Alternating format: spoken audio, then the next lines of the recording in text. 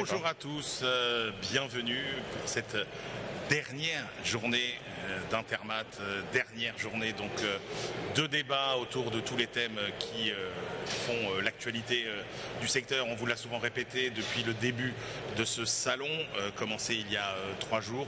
C'est le premier salon 2024 depuis 2018, puisqu'effectivement à cause du Covid notamment, il n'y avait pas eu d'édition précédemment et tous nos invités le soulignent en permanence. Depuis 2018, tout a changé. En fait, c'était un autre monde, c'était un autre siècle, nous disent nos intervenants. Alors, on a évoqué beaucoup les défis autour de la RSE, autour de la décarbonation. Et il y a un défi pour le secteur qui va être la thématique majeure de cette journée sur Intermat. C'est le défi de la relève, finalement, le défi du recrutement, le défi de la qualification et donc forcément le défi de la compétitivité, puisqu'il faut le rappeler, dans une entreprise France qui globalement a déjà du mal à recruter, puisque une entreprise sur 2 aujourd'hui a des difficultés à recruter, ces difficultés sont bien plus importantes encore dans le secteur du BTP, et pourtant vous allez voir, c'est un secteur qui a tout pour attirer finalement les jeunes talents. C'est ce qu'on va voir tout au long de cette matinée et on commence donc par une première discussion avec nos 3 invités. Bruno Monglon, bonjour. Oui, bonjour. Vous êtes enseignant, expert international en maintenance des matériels. John Bayver, bonjour. Bonjour. Vous êtes champion de France et vous êtes en phase d'entraînement pour la compétition mondiale, pour la compétition WorldSkills en maintenance des matériels. Et puis Josique Blanchot, bonjour. Bonjour. Alors je vous ai appelé John, oui. C'est Johan. Pas grave. Et comme vous êtes pour la compétition mondiale, tout le monde vous appellera John. Non, je rigole. C'est Johan, pardon, excusez-moi. Et Josique Blanchot, médaille de bronze en entraînement pour les... non, pardon, Josique Blanchot, on le retrouve tout à l'heure. Moi, je suis pas réveillé, pardon. Loïc Bestard, directeur communication de 3CA BTP. Vous êtes responsable aussi des relations publiques, chargé de mettre en œuvre et de coordonner la politique de formation professionnelle initiale par l'apprentissage au métier du BTP. Je vais commencer par vous, Johan. Donc vous êtes champion de France compétition WorldSkills. Expliquez-nous quand même, c'est quoi WorldSkills? C'est quoi cette compétition? C'est quoi les épreuves et comment on se prépare? Du coup, c'est une compétition internationale. Alors, il y a plusieurs phases. Il y a la phase régionale, la phase nationale et la phase internationale. C'est comme les Miss France, en fait, c'est pareil. C'est exactement comme... Une sélection régionale, puis nationale, puis... c'est ça, c'est pareil. Et en fait, nous, on est comme les JO des métiers. Ouais. C'est vraiment très intense. Et donc, pour mon métier, comment ça se passe? C'est qu'on a des épreuves de 3 heures, une le matin, une l'après-midi, et on passe sur différentes machines, donc du TP, de l'agricole et de l'espace vert. Donc vous êtes sur... alors il y a plusieurs catégories, évidemment. Vous êtes sur la maintenance. Concrètement, qu'est-ce qu'on vous propose comme épreuve? Comme épreuve, ça sera du diagnostic, de la réparation, ouais, de la métrologie moteur et de la VGP, visite périodique. Bruno Monglon, vous qui êtes enseignant, quel regard vous portez finalement sur les nouvelles générations de jeunes qui se présentent à vous? Vous les trouvez comment? Est-ce qu'ils sont si différents des générations précédentes? Qu'est-ce qui a changé? Non, ils ne sont pas vraiment si différents. Après, c'est vrai que nous, on est dans des métiers passion, on est des métiers de la maintenance des matériels. Les jeunes qui viennent dans nos filières sont passionnés de ces machines et de travailler, de les réparer. Voilà. Après, c'est quand même une filière qui est en tension. On voit dans nos formations qui sont en train de se vider. On a du mal à faire voir aux jeunes, à montrer aux jeunes que c'est des métiers qui sont passionnants et où ils peuvent faire carrière facilement. Et vous, alors vous êtes enseignant où et vous avez affaire à des jeunes de quel âge et qui ont quel niveau initial? Est-ce que vous les prenez dès le début? Alors moi je suis enseignant au lycée Marcel Barbrancé en Corrèze. Voilà, moi j'interviens sur les classes de bac pro et de BTS. D'accord. Voilà.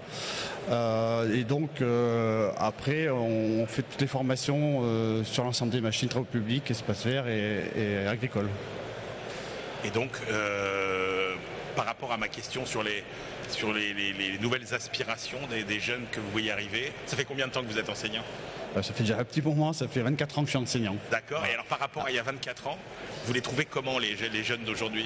Je dirais qu'il y a deux catégories. Il y a vraiment toujours des passionnés comme Johan, avec qui on peut faire des compétitions, des belles compétitions WorldSkills. Ça c'est vraiment excellent.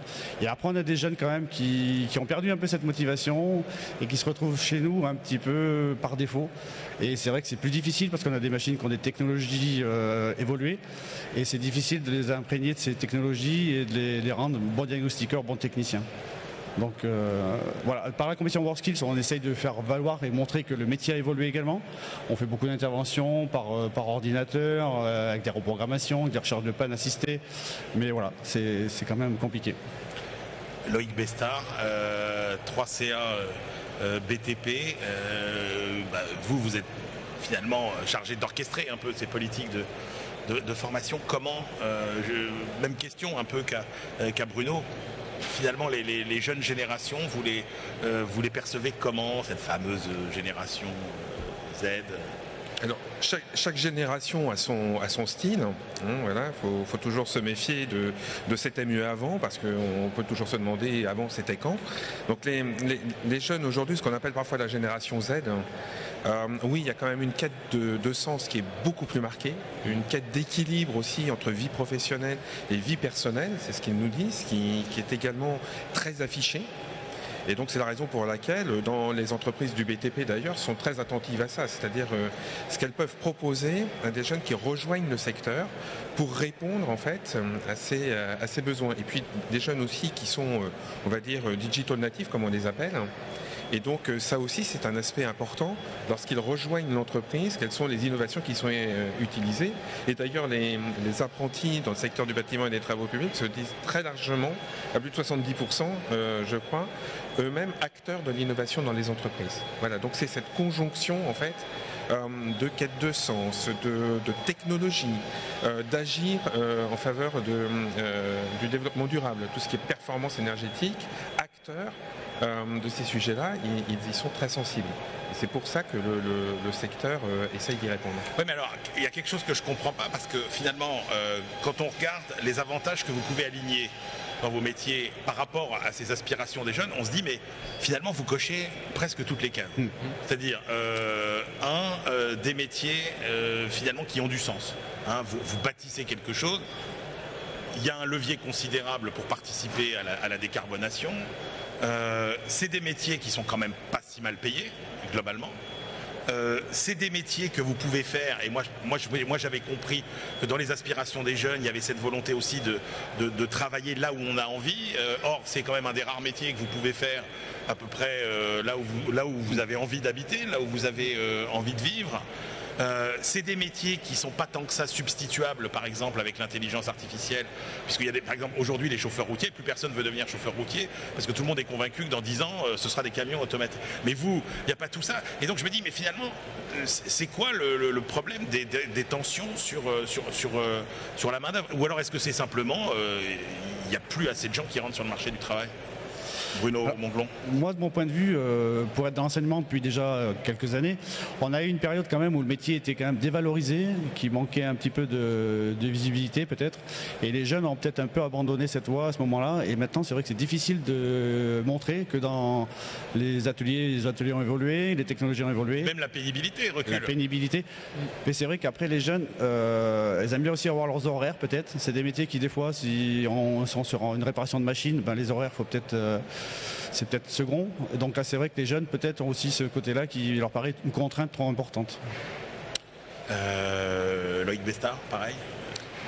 Oui, alors je crois que c'est un phénomène un peu général pour tous les secteurs professionnels. Ouais. Donc on peut se demander, mais ils sont où en fait? Ouais. Voilà. Oui, exactement, mais ils sont où? Voilà, ils sont où? Donc je crois, oui, il y a eu pendant très longtemps, et c'est vrai encore, les clichés ont la vie dure dans l'imaginaire collectif. Les conditions de travail ont beaucoup évolué dans tous les secteurs, mais c'est malgré tout une bataille au long cours, voilà, pour faire découvrir un secteur qu'on ne connaît pas toujours forcément, quel que soit le secteur professionnel, et de montrer toutes les opportunités. Voilà, hein. Donc il y a un slogan qui dit venez comme vous êtes. C'est un peu le cas, notamment dans le secteur de la construction. Il y en a pour tous les goûts. Donc c'est la raison pour laquelle il faut toujours aller vraiment chercher les jeunes sur le terrain de leur passion. Je veux dire, chacun a ses passions, mais c'est vrai que quels que soient ses goûts, ses affinités, ses aspirations, eh bien, il faut montrer que dans un secteur tel que celui-ci, les opportunités sont nombreuses et que les perspectives sont ouvertes. Johan Bayver, qui est notre champion de France en maintenance, c'est quoi votre parcours? Comment vous en êtes venu à vous intéresser à ces métiers-là? Comment vous avez eu envie de faire ça? Donc moi, ce qui m'a donné l'envie, c'est en fait tout petit. Mes parents, ils avaient une entreprise de réparation agricole et de location. Ouais. Vous êtes quand même tombé dedans quand vous étiez petit.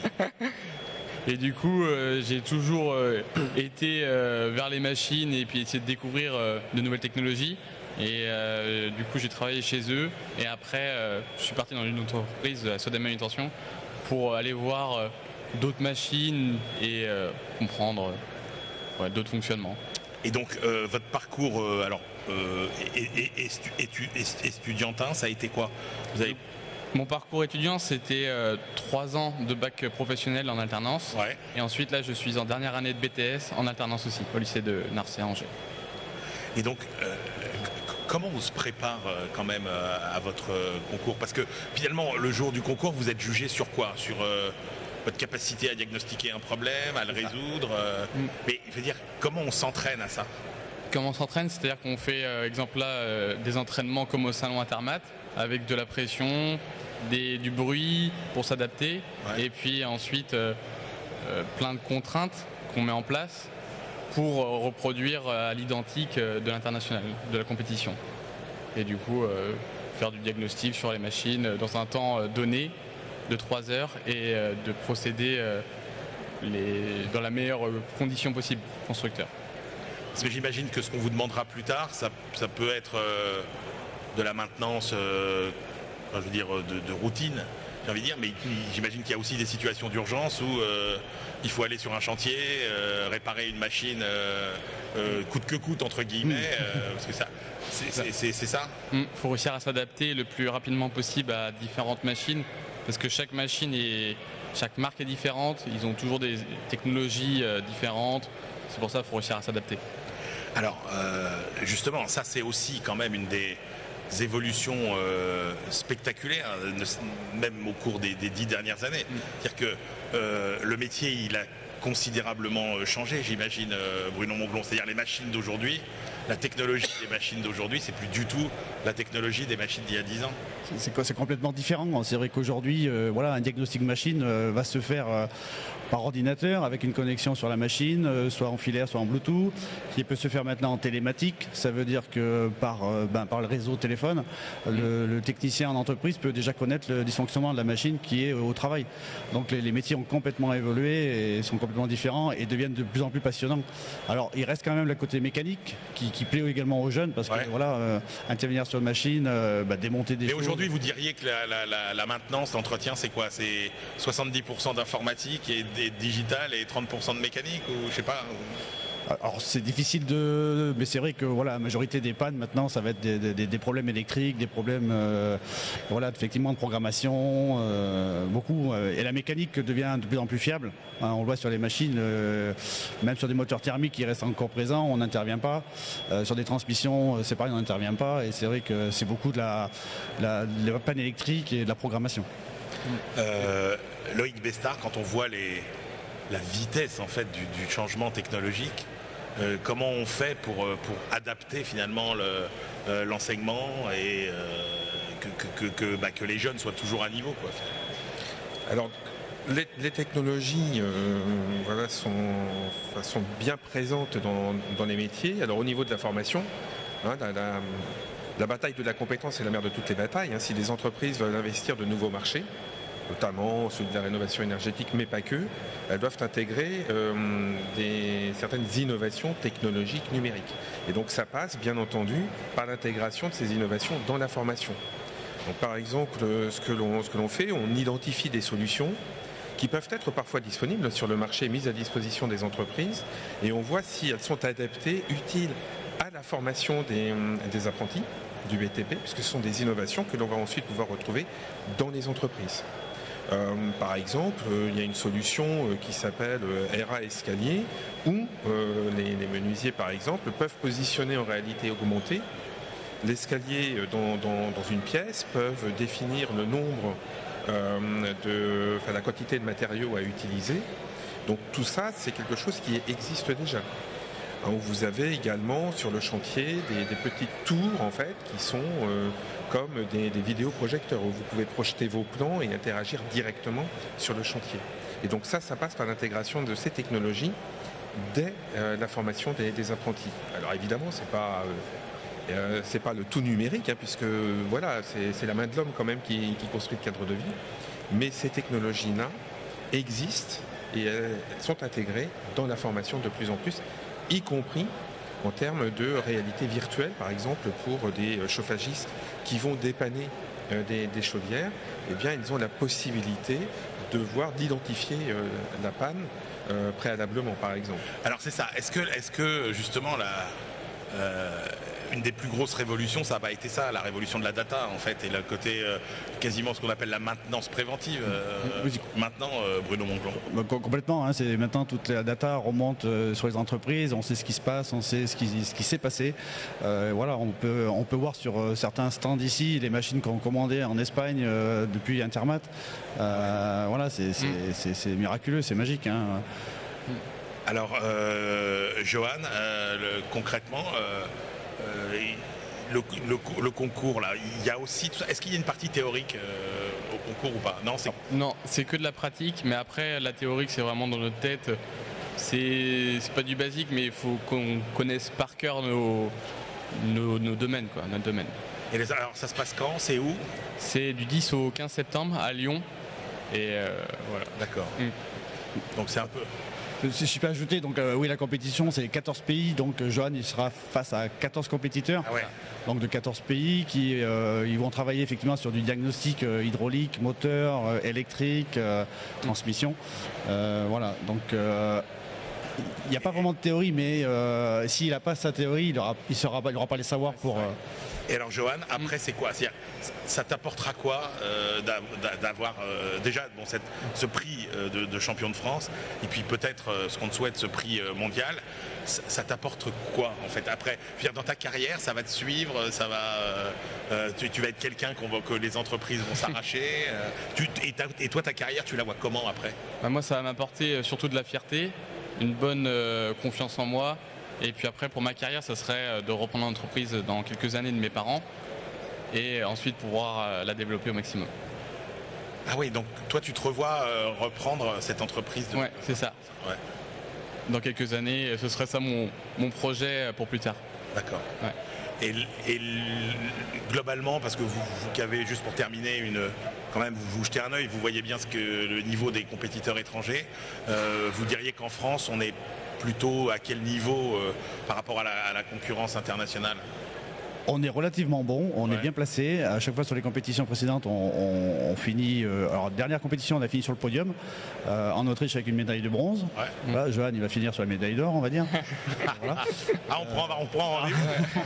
Mais voilà, il faudra dire nous encourager l'équipe de France à Lyon en septembre, parce que c'est une équipe de France. Super. Bah écoutez, on y sera. Oui. Loïc Bestard, pour terminer, le niveau de la formation en France n'a pas à rougir par rapport à ce qu'il est dans les autres pays de niveau comparable? Ah non, je crois qu'en France, on a une qualité de formation, que ce soit par la voie scolaire ou par la voie d'apprentissage, qui fait école et qui peut faire école. Voilà, on parle beaucoup de l'apprentissage, notamment en Allemagne. Mais l'apprentissage en France, ça reste une voie de réussite, une voie d'excellence, et la compétition WorldSkills en est un bel exemple. Et on le verra au mois de septembre. C'est vraiment une occasion d'aller découvrir les métiers, et très souvent dans les allées, on reste admiratif et même scotché devant les stands de compétition, parce que là, on est, oui, sur l'excellence, mais c'est une vraie locomotive. On voit la précision des métiers, quels qu'ils soient. Et là, ça peut effectivement susciter quelques vocations. Eh ben, formidable, notre avenir est entre deux bonnes mains. Merci beaucoup à tous les trois, Bruno Monglon, Johan Beyvert. Merci. À qui, alors, on va retrouver bientôt notre duplex avec Solène Boulan. Peut-être un petit problème de liaison. Elle sera avec Guillaume Tostin pour une immersion dans les métiers de la construction. Et vous verrez, il y a un quiz de découverte en ligne pour faire découvrir la diversité des métiers aux jeunes. Juste sur les... Ah, bah, elle est là. Bon, bah écoutez, merci beaucoup à tous les trois. Johan, on vous souhaite le meilleur pour ce concours qu'on suivra de près. Et Loïc Bestard, Bruno Monglon, merci à tous les trois.